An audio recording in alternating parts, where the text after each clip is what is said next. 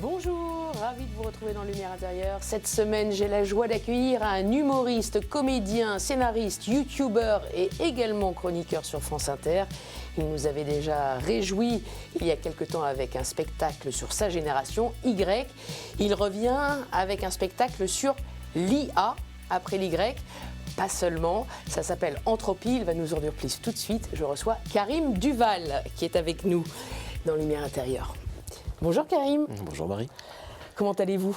Écoutez, ça va bien? J'ai été plutôt bien reçu. Vous avez l'air d'être Je suis bien, c'est vrai que c'est la première fois que je suis installé. reçu comme ça sur un plateau télé. Vous avez fait le choix de mettre les pieds sur le repose-pied. D'habitude, oui, parce que parfois, il y a certains qui refusent, ou peut-être le laissent pour leur Chacun fait ce qu'il veut chien, ici. ou... Non, on J'ai peut pas de les chien, j'ai mettre. des jambes, donc je suis venu avec. Et non, je suis... c'est vrai qu'on est à l'aise. Vous n'êtes pas souvent comme ça, dans cette position-là. Je suis sur vraiment dans scène. cette position, et heureusement que je ne suis pas arrivé en pantoufles. J'aurais pu, cela dit, on se sent. Ah, On se sent et bien. une prochaine fois en pantoufles? Je me suis dit qu'on allait faire le shooting de mon prochain spectacle. Comme ça, en fait, ça aurait pu. Hein. On aurait pu goupiller les deux, mais j'ai pas de spectacle. Prochain spectacle, oui, déjà, vous avez Non, déjà... il n'existe pas encore. Pas encore. Il est à l'état de... Ah oui, il est déjà à l'état? Il est à l'état de début d'envie, mais c'est tout. Il n'y a même pas d'idée, il n'y a même pas de projet. Mais oui, Il y a des choses. ça démarre Dans de plus l'air. en plus. En fait, à mesure qu'on Il y a écrit des les atomes. spectacles, on a des envies de nouveaux spectacles de plus en plus souvent. C'est-à-dire que le premier spectacle, Melting Pot, que vous n'avez peut-être pas vu. Oui, si, je l'ai joué vu. Il est bientôt, oui, ça fait 10 ans. Déjà. Et, bon, c'était la suite d'un embryon de spectacle. Puis il y a eu Y, puis celui-là, c'est le troisième. Et à chaque fois, ça a fait Entropie. 7 ans, 5 ans. Et là, Entropie, je sais que j'arrête en juin 2026. Donc ça aura fait 3 ans, 3 saisons. Ah oui, vous 3 avez saisons. déjà, vous connaissez... Même pas 3 ans. Vous êtes Parce que je organisé, sais vous que j'ai connaissez la envie, suite. ouais. Mais ce qui nourrit ce métier, c'est l'envie de se renouveler. Et c'est la seule chose qui rassure, en fait. Moi, j'ai jamais cru... je suis content de participer à des émissions, avoir cet éclairage médiatique à travers votre chaîne, mais je crois... Je ne devrais pas dire ça devant mon attaché de presse, mais je ne crois pas aux médias. Je crois juste au fait d'être capable de se renouveler à travers la création. Et donc, on a besoin de se rassurer, j'ai l'impression, de plus en plus. Et on a de plus en plus besoin d'exprimer ce qu'on fait, ce qui est plutôt bon signe. Que les cycles se raccourcissent, c'est qu'il y a une confiance qui se crée. Donc le 4e spectacle et demi Et déjà en est cours. déjà en cours de... Vous n'êtes pas trop dans l'instant présent, là. Vous êtes déjà en train de... Parce que, si. Vous êtes vous-même une IA générative? Ah non, s'il vous Parce plaît. que ça, on l'avoue, vous l'incarnez très très bien Jamais. d'ailleurs, sur scène.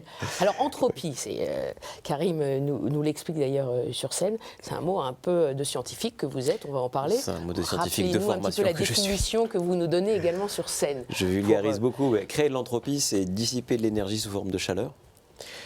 Mais ça correspond aussi, on va dire, à une mesure de l'augmentation du désordre dans ce qu'on appelle un système, mais on va dire dans la vie, dans la nature. Enfin, c'est une mesure du désordre, du chaos, qui ne fait que croître. Et c'est par le nature. sentiment que vous avez, C'est le sentiment que de j'ai. plus en plus. De plus en plus, dans une vie de plus en plus agitée, notamment à cause des écrans. C'est pour ça que je parle beaucoup de l'hyperconnectivité, et forcément de l'IA et de cette envie d'innover à tout va, tout le temps. On ne sait même plus pourquoi, et cette envie de gagner du temps pour mieux le perdre, parce que finalement, on perd énormément de temps, je trouve, en gagnant par ailleurs à travers plus de confort et de connectivité et de vitesse. Et donc oui, j'ai l'impression qu'il y a de plus en plus, j'ai l'impression d'avoir une vie de plus en plus morcelée. Donc ce spectacle, il est arrivé à un moment de ma vie que je n'ai pas arrangé depuis d'ailleurs, où j'ai l'impression que tout est morcelé et du coup j'ai du mal à me concentrer et cette espèce de désordre croissant, apparemment c'est naturel. Alors dans beaucoup de phénomènes aussi vraiment naturels, mais voilà, c'est dans tout. Et c'est vrai que vous savez ce que vous parlez, de quoi vous parlez, puisque vous êtes, je le disais, ingénieur, centralien, vous avez travaillé à Sophia Antipolis, dans des industries du software. Oui, c'est ça. Vous êtes bien donc vous êtes renseigné, vraiment un spécialiste. Et c'est-à-dire que je sais vraiment de quoi je parle. Quand je parle d'entropie, je ne suis pas sûr. Ben voilà. C'est complexe si, vous comme êtes notion. un scientifique quand même, on le sent. Et ce que vous dites, et d'ailleurs sur scène vous le dites très bien, c'est qu'on est dans une société de plus en plus connectée et en même temps qui est de plus en plus déconnectée. L'humain est de plus en plus déconnecté. Oui, On est déconnecté connecté technologiquement, mais peut-être un peu plus déconnecté humainement. Déconnecté de nous-mêmes, ça c'est sûr, déconnecté des autres. Alors je questionne si je me dis, est-ce que c'est parce que je vieillis que je dis ça ou pas? Oui. Mais j'ai vraiment le sentiment, oui, que que les gens se déconnectent de la vie en général, de ce qui est organique, quoi. C'est-à-dire que même, on va en parler de l'IA peut-être, mais allez-y.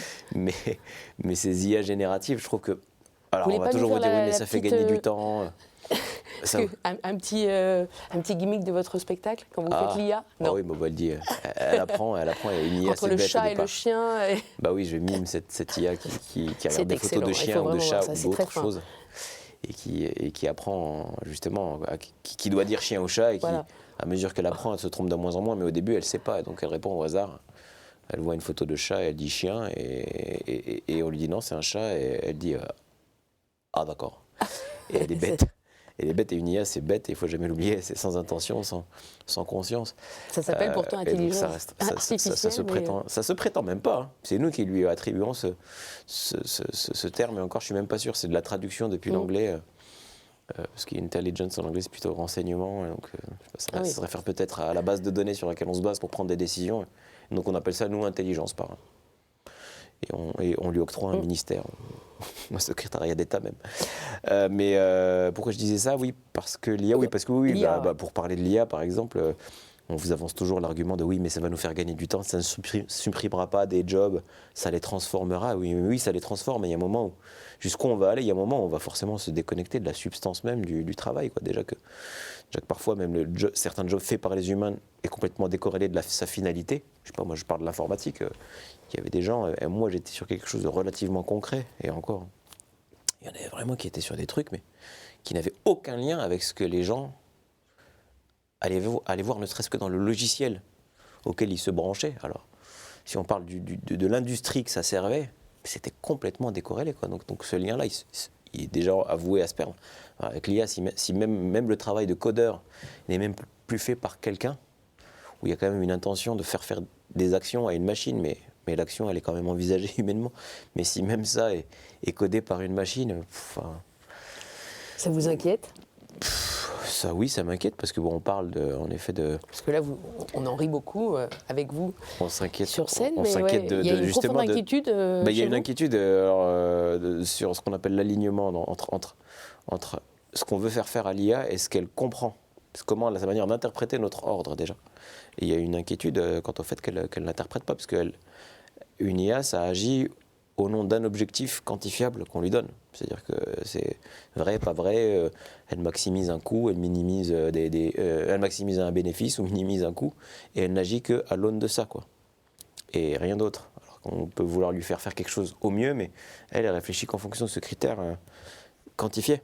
Et parfois, il peut y avoir une incompréhension qui peut mener à créer un monstre. Alors ça relève un peu de la science-fiction, mais ça peut arriver. Il y a pas mal de chercheurs apparemment.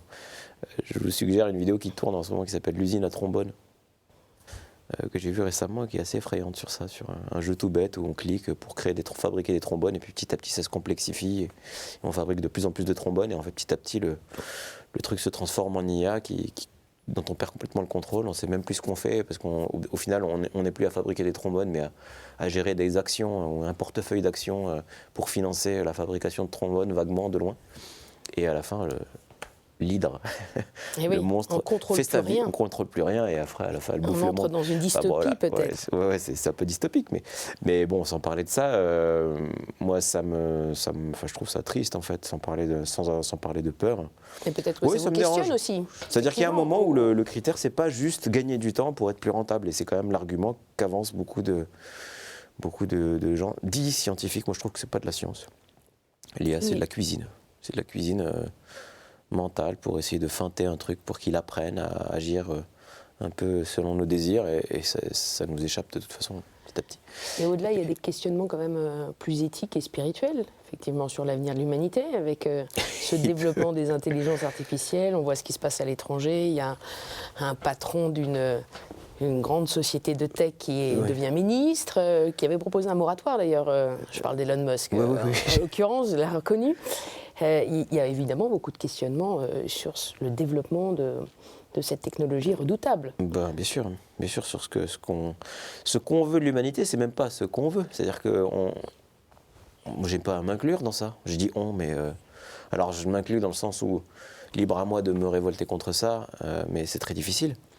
Mais j'en suis responsable dans le sens où j'ai du mal à sortir complètement de ce système, puisque je me connecte, je vais quand même sur Google, je laisse des traces partout. Alors j'ai beau utiliser Quant de temps en temps, Quant vous suggère quand même Amazon, quoi. Donc, à un moment donné, donc à un moment donné, ça nourrit la machine. Alors je clique pas sur Amazon, mais bon, c'est mon petit acte rebelle à deux balles, mais je suis pieds et poings liés.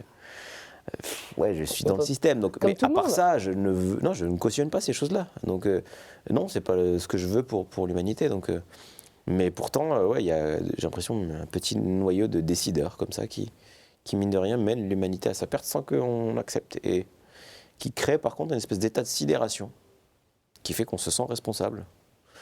Et je culpabilise beaucoup par rapport à ça, cet état de sidération. On est là, il se passe des choses horribles dans le monde avec ce qui se passe, notamment à Gaza ou en Ukraine ou au Yémen. Et quoi, on se sent impuissant et c'est pas ce qu'on souhaite. Et on dit on. Mais non, pas on, quoi. Déjà. Mais vous, en tout cas, vous étiez encore plus dans le système que d'autres, puisque vous venez quand même de ces industries-là, vous en êtes sortis, vous l'observez, vous la connaissez encore mieux que nous, en tout cas que moi et que d'autres béotiens comme moi, et vous la racontez, il l'expliquait très bien. Je rappelle, parce que là on parle sérieusement, mais c'est de l'humour, hein. On rigole beaucoup, et Karim fait ça très bien d'ailleurs. Je le jure, hein, et on est sur une radio catho, une télé catho. Tiens, comme on parle de l'IA justement, et donc vous évoquez aussi dans votre spectacle ChatGPT évidemment, je me demandais, vous avez l'air quand même assez carré, structuré, vous n'utilisez pas ChatGPT et l'IA générative pour écrire vos textes? Eh bien non, et pour tout vous dire, j'en parle sans jamais l'avoir utilisé. Je l'ai vu utilisé par mes neveux, oui, parce que vous connaissez par cœur, vous qui justement venez du système. Je ne le connais pas par cœur, non. Vraiment, j'ai beaucoup aimé mes collègues, j'ai beaucoup aimé les rencontres que j'ai pu faire, et j'ai vécu de très beaux moments. J'étais pas en souffrance permanente, même que ça allait bien pour moi dans ce job-là. Mais j'étais en souffrance dans le sens où j'étais pas à ma place, j'étais un imposteur. Mais depuis le début de ce cursus, avant même l'école d'ingénieur, avant même la prépa, j'ai été travailleur, oui. Mais c'est tout. Et quand on est travailleur, on est bon élève. Quand on est bon élève en France, on fait S. Et quand on fait S, on fait des prépas. Quand on fait prépa et qu'on travaille, on fait des grandes écoles. Et quand on fait des grandes écoles, ou une école, quelle qu'elle soit, on va dans une boîte. Et quand on travaille et qu'on est dans ce modèle, on monte en grade et tout va bien pour soi. Mais est-ce que vraiment on est à sa place? Non. On est mu par une espèce de... Justement sur l'humour, l'écriture des textes, votre façon de travailler. Donc je demandais si vous utilisiez ces outils-là. Donc, non, c'est ce qui reste parce que je suis un besogneux. Mais est-ce que ça aussi, ça peut être inquiétant pour votre métier? Enfin, tous nos métiers d'ailleurs sont impactés maintenant par ces intelligences artificielles. Est-ce que ça pourrait aussi toucher l'humour, qu'effectivement des textes soient totalement robotisés et en alimentant la machine d'humour, elle pourra recracher aussi des choses humoristiques? J'aurais tendance à me rassurer en disant que non, et je regarde pas trop ce qui se fait. Alors parfois j'entends que oui, une IA a réussi à générer un sketch. On entend même parler d'expérimentation comme ça après. J'ai du mal à y croire, mais oui, après une IA peut générer quelque chose qui ressemble à une blague ou une synthèse de blagues existantes ou une synthèse de choses émises qui génèrent un bruit qu'on appelle le rire, mais je me rassure en disant... On a encore quelques années, il faut espérer. Je me rassure en disant que non, et puis quand bien même, moi je continuerai de faire ce que je voudrais. Il n'y aura peut-être pas de public. Heureusement, on est très content d'ailleurs que. Mais c'est ce qui est quand même, c'est une des choses les plus complexes quand même que de faire rire. Je dis pas que je réalise des prouesses, mais dans la vie de tous les jours, c'est quelque chose de très très compliqué à saisir, le rire. Donc pour qu'il n'y ait. Comment vous travaillez? J'aimerais bien savoir parce que c'est quand même des textes assez longs, très très ciselés. Il y a des références, il y a quand même, c'est très travaillé, très drôle, très pointu. Ça vous prend beaucoup de temps pour écrire, puis ensuite apprendre rapidement comment vous... Pour ce qui est d'écrire, il y a vraiment plein de vitesses d'écriture en fait. Il y a de l'écriture, oui, ou parfois, quand je me suis pour un spectacle par exemple, je me fixe une échéance déjà. D'accord. Ça, on a compris pour le prochain. Ouais, non mais c'est vrai. Je me fixe une échéance. Je finis toujours par me fixer une échéance de toute façon.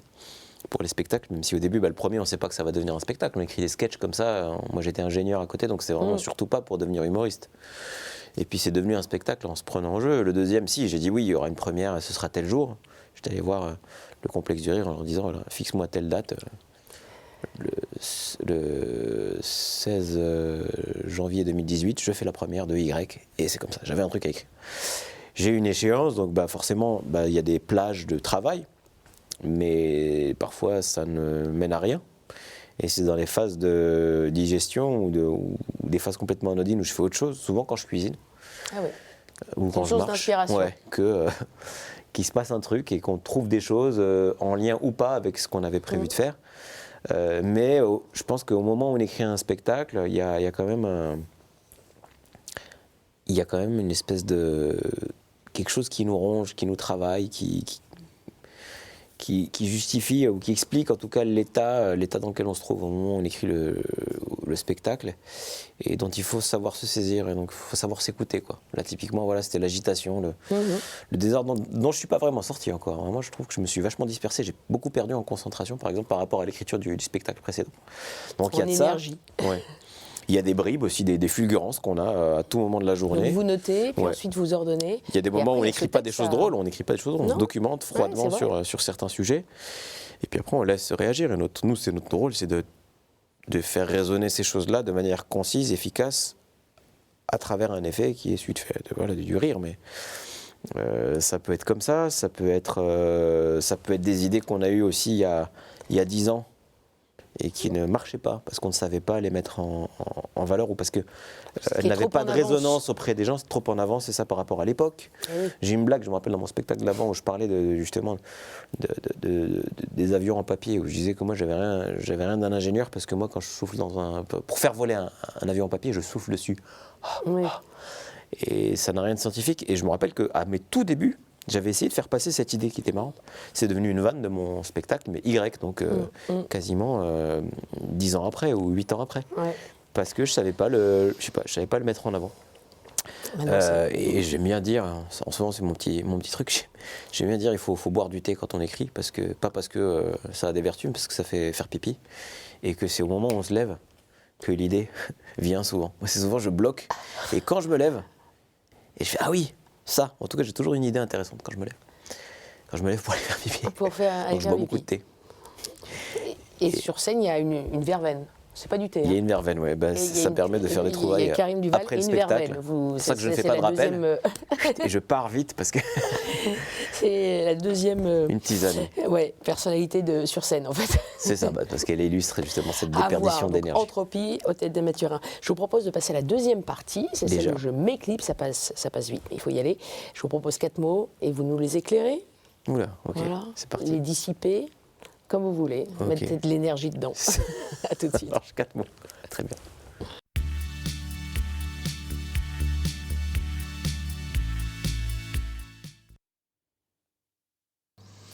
Karim Duval, je suis de l'autre côté de la porte. C'est très bizarre là d'entendre la voix de Marie qui vous parle comme ça sur KTO. J'ai l'impression d'être dans un confessionnal d'émissions de télé-réalité. Je ne sais pas si ça se fait encore. Et c'est là que je me rends compte que le terme confessionnal a une connotation religieuse lui-même. Donc on est vraiment dans une espèce de mise en abîme. C'est génial. Ok, très bien. Et oui. Allez, premier mot, Karim Duval. Le mot métisse. Métisse, ça ne me parle pas du tout. Qu'est-ce qui m'évoque ? Le mot métisse, c'est marrant, je ne pense pas forcément à moi quand on me dit métisse. Alors que ça semble trivial parce que Karim Duval, une tête plutôt asiatique, en moyenne mexicain, comme j'aime bien le dire dans mon spectacle. Je ne pense pas forcément à moi, je pense aux autres en fait. Quand j'entends métis, j'ai plus conscience du métissage des autres, quel qu'il soit d'ailleurs, fût-il bourguignon parisien, que de mon métissage à moi. C'est-à-dire que c'est quelque chose, j'ai l'impression d'avoir fait l'objet d'une dilution et que du coup, une fois que cette dilution a lieu, elle est irréversible. Je parle d'entropie dans mon spectacle, donc voilà, c'est un phénomène un peu comme ça, et que du coup, moi, je suis pas si mélangé que ça, quoi. Et alors que les autres, si. Quand même un peu. Si, je le suis, mais j'ai pas le sentiment d'un conflit permanent ou d'existence, voilà, de blocs hétérogènes en moi, en fait. C'est pour ça que c'est un peu, ma réponse pourrait être triviale et dire oui, bah forcément, c'est moi. Je suis franco-sino-marocain, j'ai grandi au Maroc, j'ai un nom français, ma maman est chinoise, Alors, et j'en ai fait un spectacle. Oui. Mais c'est vraiment pour dire que finalement, ce Melting spectacle, pot, Melting Pot, voilà. Oui. Maintenant que voilà que c'est passé et que j'en ai fait la promotion en vendant tout ça comme quelque chose d'extraordinaire et un faire-valoir. Et oui, on me rappelle toujours que voilà, c'est une richesse. Évidemment que c'est une richesse, le métissage, mais déjà en tant qu'humoriste, je trouve que c'est pas notre rôle de dire le métissage c'est bien. Bien sûr que c'est bien, mais on doit aller un peu au-delà de ça. Et maintenant qu'il y a plus de 10 ans qui se sont écoulés depuis Melting Pot, je dois le dire, c'est pas vraiment mon faire-valoir. Je me suis trouvé un peu en tant qu'humoriste, à travers ce que j'aime montrer sur scène, plus à travers Y que Melting Pot. J'ai fait Melting Pot et j'ai parlé de mon métissage parce qu'un producteur de l'époque m'avait dit non mais Karim Duval, une tête de chinois, tu peux pas passer à côté de ça. Ça va marcher. Et j'avais pensé, voilà, c'est la mode, c'était l'époque du Jamel Comedy Club où on mettait beaucoup ces choses-là en avant. Je dis pas qu'il faut pas mettre sa diversité en avant, attention, que ce soit bien clair. C'est juste qu'il y a un moment où on dépasse un petit peu ça et puis on n'a plus conscience de cette diversité-là. Et quelque part, ce sera une victoire quand on n'aura plus à souligner la diversité pour faire en sorte qu'elle s'affirme. Vous voyez, c'est un peu paradoxal. La diversité sera diluée. Alors je dis pas qu'elle doit être diluée, non, elle doit transparaître et la vie est faite de différences et les choses ne se font et les relations n'existent que parce qu'on est différents les uns des autres et que peut-être en effet cette différence-là elle s'exprime intérieurement, il peut y avoir des conflits qui font qu'on grandit et ça nous grandit. Je dis pas que mon métissage ne m'a pas grandi, attention je suis pas en train de dire ça, c'est juste qu'à un moment on n'en a plus conscience et parfois c'est bien de ne pas avoir conscience de la différence aussi, en tout cas si c'est pour la souligner ou que ça réveille des choses pas forcément positives ou des a priori, c'est pas la peine. Mais voilà, c'est juste que voilà, métis, j'avais envie de répondre de façon triviale en disant bah c'est moi. Et en fait, c'est pas que moi, c'est tout le monde. Et le métissage, je le vois beaucoup chez les autres en fait. Et il m'interpelle et il me questionne. Et donc bah, il fait que je m'intéresse aux gens à travers leur métissage. Mais c'est pas que les origines, c'est la différence et ce qui peut en effet semblait dissonant ou paradoxal chez les gens et qui fait que on s'intéresse à ce qu'ils sont. Ouais, c'est ce qui éveille la curiosité quelque part. Ça vous ennuie peut-être qu'on vous ramène encore à votre métissage justement. C'est ça, vous avez le droit. Hein, non, parce que ça c'était m'embête comme vous pas, le disiez, c'est toujours il y a 10 sympa. ans. Mais pour ceux qui vous découvrent, il y en a quand même encore quelques-uns. Vous êtes donc franco-sino-marocain, vous le disiez, une enfance à Fès, une mère chinoise de Tahiti. De Tahiti, pardon, et un père franco-berbère, professeur d'anglais. Vous êtes passé aussi par un lycée privé jésuite, Sainte-Geneviève. Oui, absolument. Comme nous sommes sur KTO, je crois qu'il a été aussi un révélateur. C'est un nouveau mot-clé, ça, ou pas? Non, pas encore. Toujours pas. Le prochain, il arrive. Le lycée Sainte-Geneviève, oui, donc Ginette, comme on l'appelle, qui est un lycée assez prestigieux, une prépa qui est super. Et ça a été, moi, je connaissais la France parce que je venais passer les vacances en France tous les étés à peu près depuis mon Maroc, on va dire natal. Même si je suis né à Aix, mais je me considère un natif du Maroc. Je suis juste né plus tôt que prévu. Et donc, on venait passer tous les étés en France, mais la France, vraiment, j'y ai vécu pendant 2 ans à l'internat dans cette institution jésuite. Et donc, ça a été ma première vision de la France, qui est un peu biaisée, quelque part. Parce que, oui, certes, catho, forcément, donc avec... On a beau dire, c'est un lycée très ouvert, qui accueille vraiment des gens de toutes les cultures. Et j'ai rarement vu finalement un lieu aussi tolérant en France depuis. C'est-à-dire que quand même, j'ai vu beaucoup de gens se taper dessus depuis que je suis sorti de ce truc-là, de cette bulle, mais bon, qui est un cocon, et voilà, et puis c'est tolérant entre gens qui quand même passent un concours au final, qui vont devoir passer les uns devant les autres, mais toujours est-il qu'il y a vraiment un esprit d'ouverture, je trouve, à Ginette, que j'ai rarement trouvé ailleurs, un esprit de tolérance que j'ai rarement trouvé ailleurs, et d'ouverture d'esprit et de curiosité qui était super. Mais oui, ça reste un établissement catho, donc avec beaucoup de gens de confession catholique et plutôt très pratiquants qui ont poussé la chose. Donc je connaissais pas ça, et donc ça a été un peu ma première vision. Si je dois caricaturer, je me rends compte que c'est un peu comme si j'étais arrivé en pleine manif pour tous en France, quoi. Alors c'est pas la France, mais c'était une certaine vision de la France, et encore je caricature parce qu'il y a plein de nuances dans ça, et les gens peuvent être pour, contre, croire en ci, croire en ça. Et, bref, après, voilà, on apprend sortir de ces carcans-là, mais ça a été, ouais, c'était ma première vision de la France, à Versailles en plus. Mais j'étais entre 4 murs à Versailles, donc vraiment. Mais ouais, c'était tout vert, c'était tout beau, que des gens promis un avenir fantastique. Donc c'était aussi Alors, cette France riche aussi, que j'ai vue en premier, qui n'a pas trop de problèmes ou qui ne va pas trop en avoir sur le papier. Et après, bon, on est rattrapé par les problèmes de la vie, bien sûr, d'où qu'on vienne et quelle que soit nos situations. Mais oui, c'est un peu biaisant quand même. Oui, on va passer de la caricature, vous avez employé le mot, au rire. C'est le deuxième mot que je vous propose. Le rire, vous connaissez pas, bah non. C'était à la une d'un site, Saphir News, ça vous dit quelque chose? Oui. Avec le rire, on ne peut pas mentir. C'est ce que vous aviez déclaré dans une interview à Saphir News, qui est un site sur l'actualité des musulmans de France. Oui, d'accord. Non, vous vous souvenez plus de Oui, cette, j'ai le souvenir d'avoir donné une interview à Saphir News. Et puis d'ailleurs, votre devise, ça c'est sur votre site à vous, oui, une personne qui rit est une personne qui a compris. Ah bah absolument. voilà. Donc j'y venais. Non, mais avec le rire, on peut pas mentir. C'est pas avec l'humour, parce que pour faire une parenthèse sur l'humour, alors on a beau dire oui, l'humoriste en tout cas, ou surtout quand on écrit pour faire rire, on ment quelque part, on triche puisqu'on trouve la forme, on a le temps de réfléchir à la forme pour faire rire les gens. C'est pas comme sortir une blague comme ça en pleine soirée et faire rire faire rire la cantonade. Je sais pas si c'est l'Assemblée. On balance une phrase à la cantonade et on fait rire l'Assemblée. Ça c'est vraiment l'humour senti et pas réfléchi où on ne triche pas. Mais nous les humoristes, on a un peu on façonne quand même. Donc on triche. Mais le rire, non. Le rire, lui, ne triche pas. C'est-à-dire que si ça me fait pas rire, ça me fait pas rire. Si ça me fait rire, je peux pas me retenir de rire et je peux pas me forcer à rire. Je comparais je disais que c'était la différence fondamentale entre le rire et le paix. Et dans mon spectacle d'avant. Mais il y a quelque chose, oui, de très honnête dans le rire que j'aime bien, quelque part, et que j'aime bien par rapport à mon job d'avant. C'est-à-dire que j'aime bien être jugé sur à la juste valeur de mon travail, même si j'ai triché. J'aime bien savoir si j'ai triché pour quelque chose et si je mérite ou pas cette récompense. Cette récompense m'est donnée chaque soir ou pas, à chaque vanne que je tente ou pas, parce que les gens rient de concert au même instant alors qu'ils ne se connaissent pas.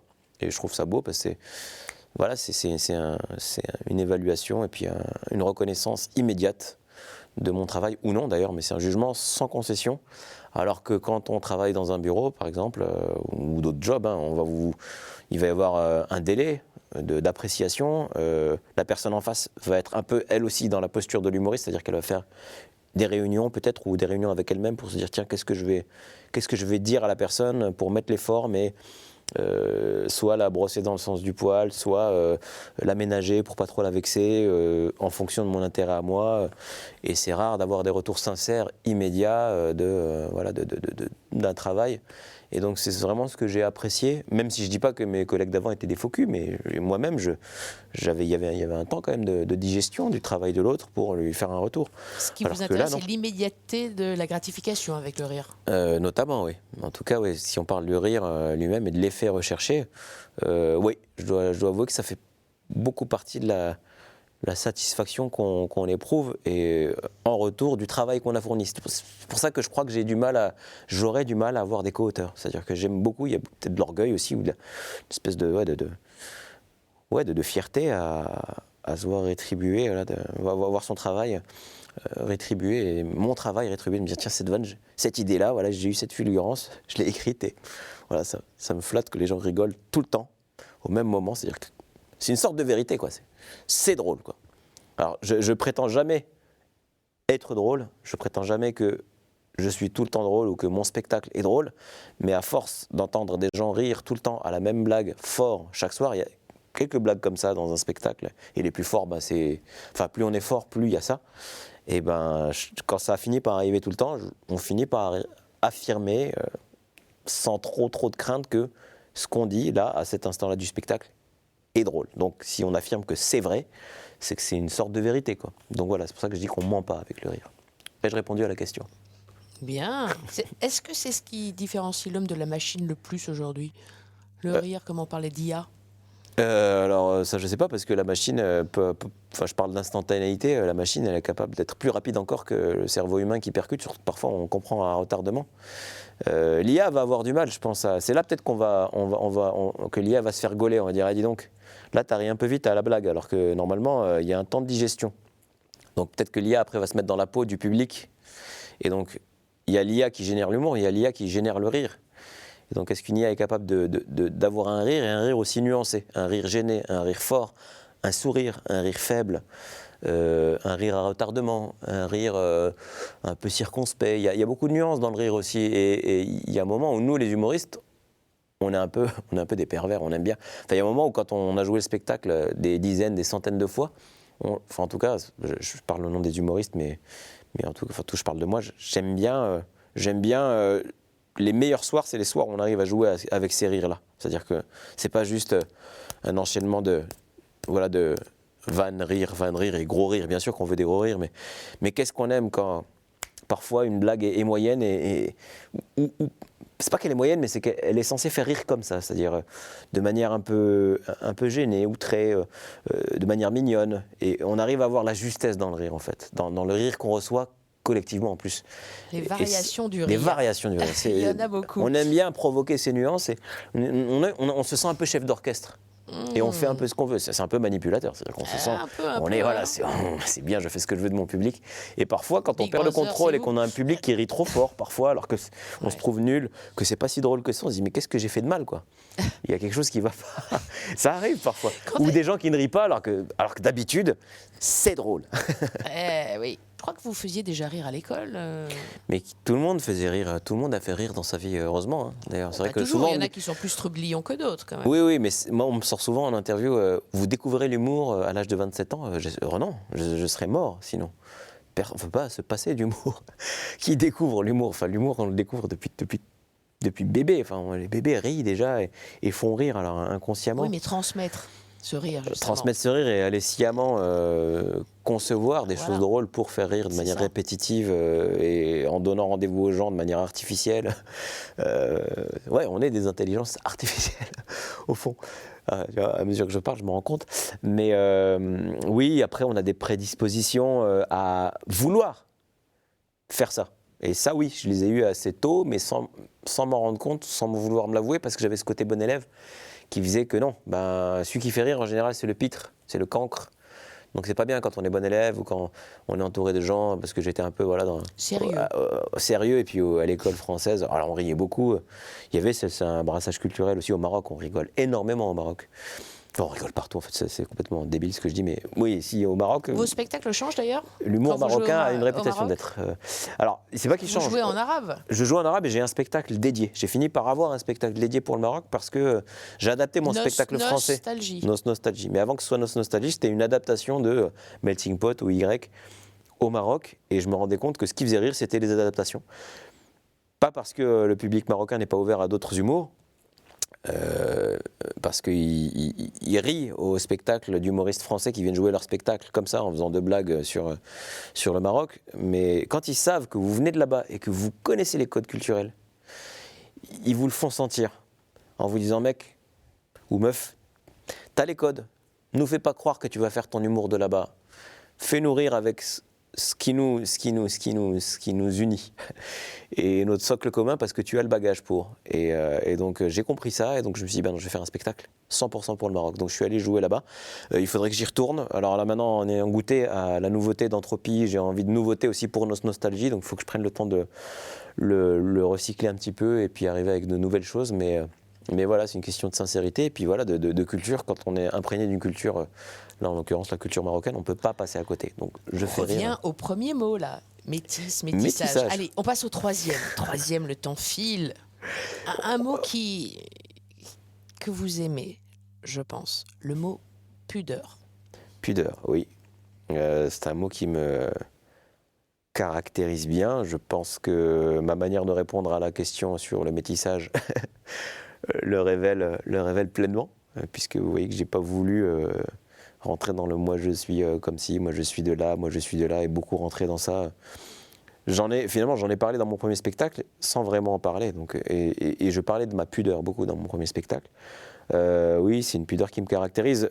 Alors, la manifestation de cette pudeur assez, on va dire, assez évidente dans mon travail, c'est bien sûr le fait que beaucoup de gens soulignent ça.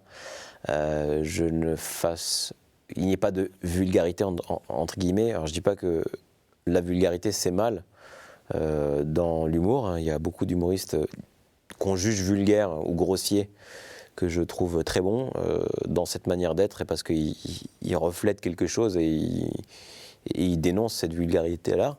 Moi j'ai pris le parti de la dénoncer sans être vulgaire, mais donc voilà, cette pudeur, elle se manifeste par le fait que je fasse que de l'humour au-dessus de la ceinture.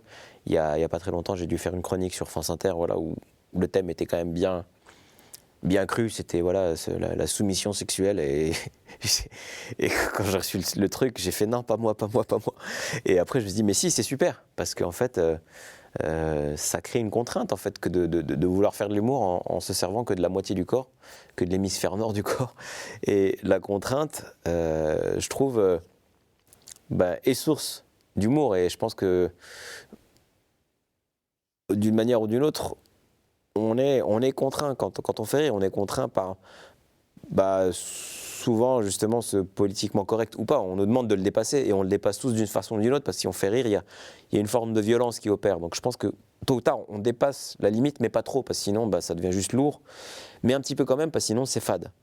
Donc c'est pas parce qu'on n'a pas dit un gros mot qu'on n'est pas capable d'être subversif ou d'aller loin. Mais je trouve que avoir une contrainte, c'est fondamental, en fait. On dit, peut-on rire de tout? Oui, mais il faut être bridé un peu.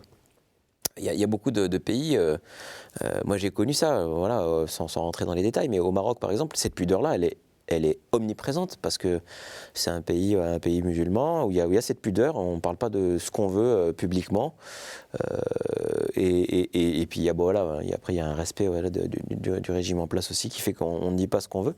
Et le fait d'être bridé comme ça fait qu'on passe, là je parle de l'humour populaire, les blagues au Maroc passent par des métaphores, des images, fait des circonvolutions pas possibles pour parler de ces choses-là sans qu'on se rende compte qu'on en a parlé. Des sous-entendus, et ça crée une complicité entre les gens qui fait que parfois on rigole sans rien dire, en fait. Et je trouve ça génial.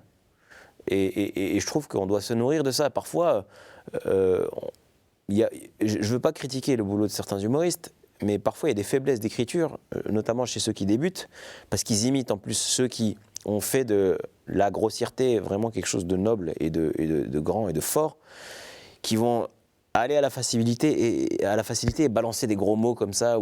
Mais c'est de l'insuffisance, en fait, au niveau du langage. Parfois, s'empêcher de prononcer une grossièreté, c'est s'encourager, s'obliger à aller chercher dans le vocabulaire.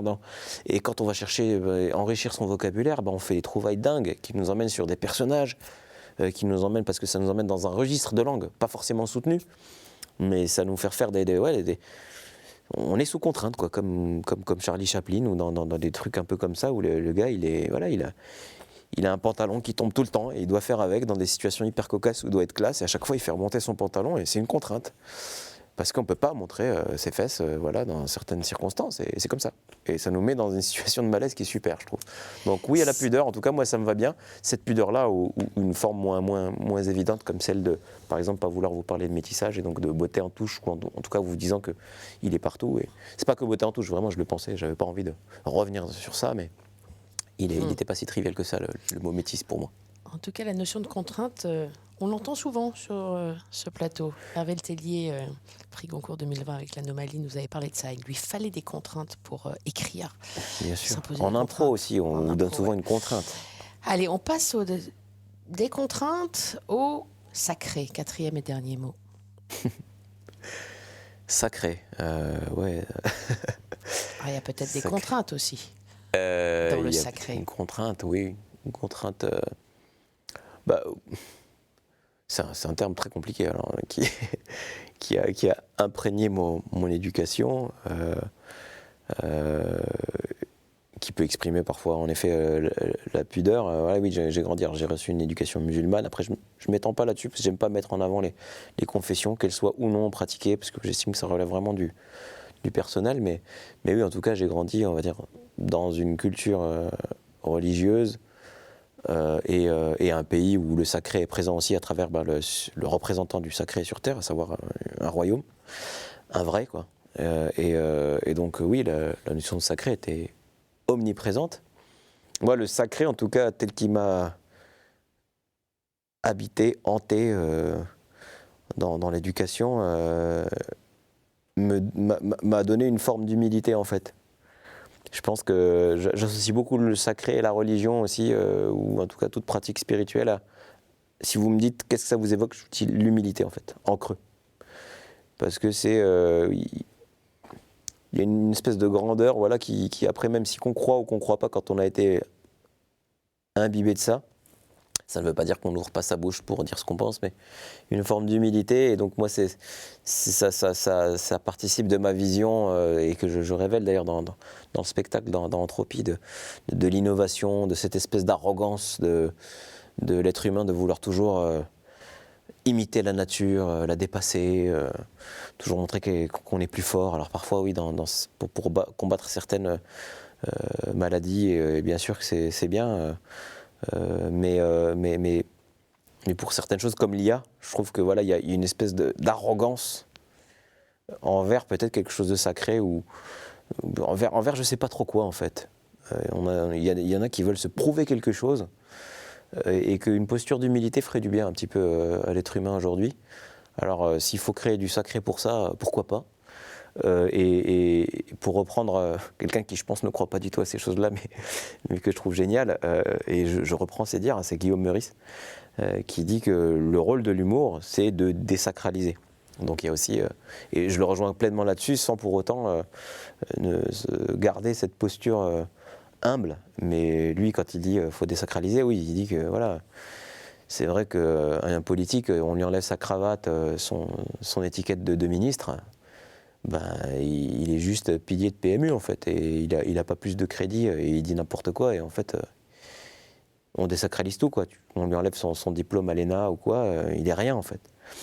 Et donc c'est aussi notre rôle de désacraliser tout ça, et je le fais moi à ma manière, avec les 10 cols blancs. Moi je suis humoriste LinkedIn, et je désacralise beaucoup cette hiérarchie et ce sérail dont je viens, hein, donc, des gens surdiplômés. Désacraliser ou resacraliser? Là, je désacralise ça, et après, moi, je suis mu par justement cette idée de sacré, plus au sens spirituel du terme, ou à travers ou peut-être en effet à travers aussi ce sacré qu'il y a au Maroc de la figure du roi, qui fait que voilà, on le respecte et c'est comme ça.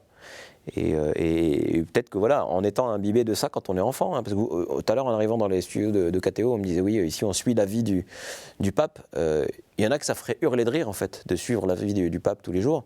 Je pense que le public de cette télé-là, bah non, ça les fait pas rire. Et moi, en fait, ça me choque pas, parce que moi j'ai grandi en voyant la vie du roi tous les jours à la télé.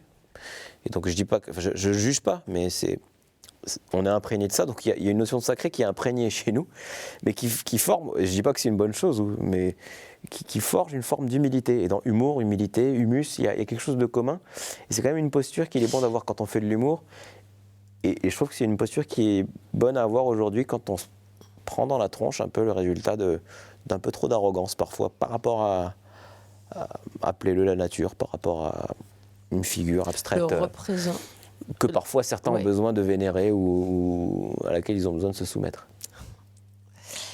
Le roi est défini comme le représentant de Dieu sur Terre au Maroc. Oui. Alors, si on monte un peu plus haut, justement, dans la transcendance, ce rapport avec Dieu. C'est flippant d'entendre cette phrase dans un baffle tout seul. Ouais, non, mais ça, pour le coup, ça m'appartient. Je réponds pas à ces questions, non. Non, pas publiquement, ça me regarde. Croire ou pas croire, ça, c'est quelque chose que vous ne révélez pas. Oui, enfin, comment dire, je peux répondre, mais vous êtes libre de répondre ce que vous voulez. Je trouve que répondre déjà, c'est répondre, c'est très. La réponse serait forcément trop rapide, parce que pour moi, croire, c'est une démarche. Donc répondre, c'est vraiment s'arrêter et penser qu'on a trouvé. Et arrêter à croire ou pas croire, donner une réponse binaire à ça. Ça ne veut pas dire que c'est un peu, je trouve que c'est un peu, c'est à la fois, alors ça peut révéler qu'on ne croit pas puisqu'on ne l'affirme pas qu'on croit, mais ça peut aussi révéler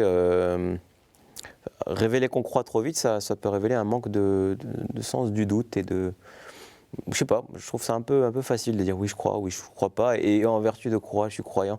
Il y en a qui vont vite associer ça à des dogmes, à des rites, à dire oui je suis croyant. Il y en a plein qu'on entend dire je suis croyant, je fais ci, je fais ça, je suis croyant, je fais Ramadan, je suis croyant, je fais ci, je fais ça, et puis après tu donnes ta fortune aux pauvres, ou tu regardes les gens dans la rue quand ils vont pas bien, donc ouais, c'est une réponse qui est un peu vite, qui serait donnée un peu rapidement. Et donc je pense que c'est pour des raisons intimes, mais c'est aussi parce que c'est une réponse qui est très complexe et on n'y répond pas comme ça en interview en 2 minutes. Est-ce que Dieu est une IA? C'est binaire? Ou pas? Dans sa définition même, non. Non.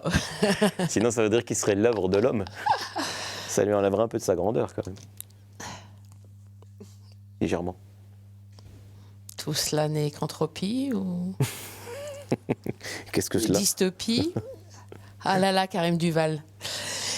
En tout cas, merci beaucoup pour tout ce que vous nous avez partagé. Et je reviens auprès de vous pour la conclusion. Oui, revenez, s'il vous plaît.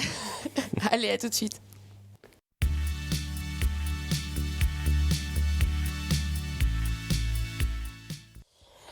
Karim Duval, je suis de nouveau en face de vous. Ben, ça fait du bien de vous revoir parce que... Oui, ça vous rassure. Non, mais l'exercice, c'est sympa de parler entre guillemets à personne physiquement. Si, je vous parle à vous, mais non, c'est bien ça. Ça vous a plu de parler devant un écran ou vous avez l'habitude? Non, peut-être pas de parler. Non, on m'a dit de ne pas regarder la caméra. En plus, donc je regardais vraiment. J'ai vraiment essayé de peser un petit peu mes mots. Je ne sais pas si j'ai bien fait. Alors vous parliez du confessionnal en début d'émission, pas tant que ça quand même. J'ai jamais été à Confesse, mais ce confessionnal que j'ai connu, c'est-à-dire celui du loft, ça me rajeunit pas. Oui, ça devait être ça. Mais non. C'est bien comme exercice. Après, oui, alors on peut appeler ça du contrôle, des réponses ou non-réponses de ma part, mais moi, j'ai vraiment l'impression d'avoir donné des réponses sans contrôle aucun, mais ouais, vos questions font qu'on pèse un petit peu ces mots, et c'est pas facile. Mais ça change des interviews habituelles, je trouve. On pourrait écrire un spectacle comme ça. C'est pas mal. Je retiens l'idée. C'est-à-dire que parler devant personne, avec quelqu'un qui vous pose des questions. Je retiens. Avant même de faire l'affiche, en fait, on va faire la créa sur cette chaise pour reboucler avec ce que je disais au début de l'interview. Donc là, on est en train de tester votre nouveau spectacle, peut-être. Peut-être. N'empêche que mais les 4 thèmes que vous avez donnés, il y avait quoi? Métissage, pudeur. Métis, pudeur, sacré. Sacré. Et rire. Quel est le mot qui... Rire, je veux dire, j'ai déjà songé à faire, à mes débuts, à appeler mon spectacle Karim Duval vous fait rire, ou j'en sais rien, tout le monde l'a fait. Métissage, j'en ai fait l'objet de mon premier spectacle. Pudeur, ça pourrait faire l'objet du premier spectacle. Et même Melting Pot a failli se nommer, je crois que à un moment je voulais l'appeler Slip, parce que je disais justement que le plus gros mot que j'ai dit c'est Slip, justement. Et j'avais un truc comme ça où je disais, voilà, puis il y avait une histoire je remonte au-dessus de la ceinture, au final je pouvais parler que de mes yeux, je crois. Il y avait un truc, pour peu qu'il soit bridé, ça limitait vraiment beaucoup. J'avais une blague comme ça autour du métissage. Et donc oui, ça pourrait être une façon de créer, de parler. De toute façon, ouais, ça part de fond. Hein. On disait comment on écrit, on part de fond, de lecture, de discussion et de la vie en fait. C'est un peu un espèce d'espace de vie que vous recréez comme ça. Un peu mis en scène, mais... oui. Parmi les 4 mots, lequel vous a quand même le plus touché? Le mot pudeur, sacré? Le mot pudeur, vraiment, c'est celui dont je peux le plus parler, en tout cas, et qui me touche et qui je pense, pourrait m'emmener dans des directions plus marrantes. Mais le mot sacré, il me parle, évidemment. J'ai un peu été, entre autres, biberonné à ça. Mais il me fait moins parler, juste par construction, presque, par cohérence avec ma réponse. Mais pudeur, oui. Pudeur, ça me caractérise bien. Je trouve. Quelqu'un de pudique. Oui. Un pudique qui va sur scène et qui... C'est le paradoxe, mais c'est le paradoxe de beaucoup d'humoristes. Il y a beaucoup d'humoristes. Il y a des natures comiques et j'ai du mal à croire. Et elles-mêmes, sans les citer, vont vous dire je suis timide dans la vie, je la ramène pas et tout. Et puis il y a beaucoup de gens qui sont extrêmement expressifs sur scène et puis qui vraiment vont quitter la scène vraiment limite avec une capuche en vous disant à peine bonjour. Mais pour qui c'est un exutoire, bien sûr. Mais on a le droit de faire ce qu'on veut sur une scène. C'est un espace de liberté. C'est l'espace où justement rien, personne ne bride et on n'a pas d'autre choix que de sortir de sa coquille. Parce que si on reste, c'est le drame, c'est un moment horrible. Après, il y en a qui arrivent à se canaliser. Ça, c'est un peu la nature des différents clowns. Mais oui, c'est un paradoxe, ça n'a rien de contradictoire. Je me dis pas, tu as l'outrecuidance de dire que tu es pudique et puis à côté de ça, tu vas te mettre à nu sur scène. Dans quelle mesure est-ce qu'on se met à nu? Il y en a qui le font plus ou moins. Moi, je trouve que je le fais pas assez. Et j'espère que je vais aller petit à petit vers ça. Quitte à ce que je me mette à nu par rapport à ma pudeur. Mais déjà, avouer qu'on est pudique, c'est dur dans ce métier. Oui. On est toujours grande gueule. Moi, pendant longtemps, justement, j'ai pas trouvé mon clown, mon moi sur scène, parce que pendant longtemps, je me devais d'être comique. Et donc, je disais pas que j'étais ingénieur, ou très peu. Et c'est en disant que j'étais ingénieur et que j'étais... et en assumant ça, en assumant le fait que j'ai fait des choses prétendument pas drôles et un peu barbantes, que je suis devenu drôle. Et en utilisant ce jargon de l'entreprise, froid, pas drôle, etc., que je suis devenu drôle. Malgré moi et par moi, en fait. Parce que par le parcours que j'ai suivi, en s'assumant soi-même. Donc assumer sa pudeur, c'est pas facile dans ce métier de paillettes. Bon, en tout cas... De lumière extérieure. Lumière extérieure, ici c'est lumière intérieure. Et vous, je vous conseille de regarder Entropie, d'aller voir Entropie sur scène au Théâtre des Mathurins. Vous avez jusqu'à juin 2026 pour le faire en tout cas. Pour les gens qui verront ça sur une chaîne YouTube en mai 2026. Si nous sommes en mai 2026. Ça, c'est pas de l'entropie, c'est l'inverse de l'entropie. Vous savez ce que c'est, vous, le scientifique? La négantropie. Ah oui, c'est ça.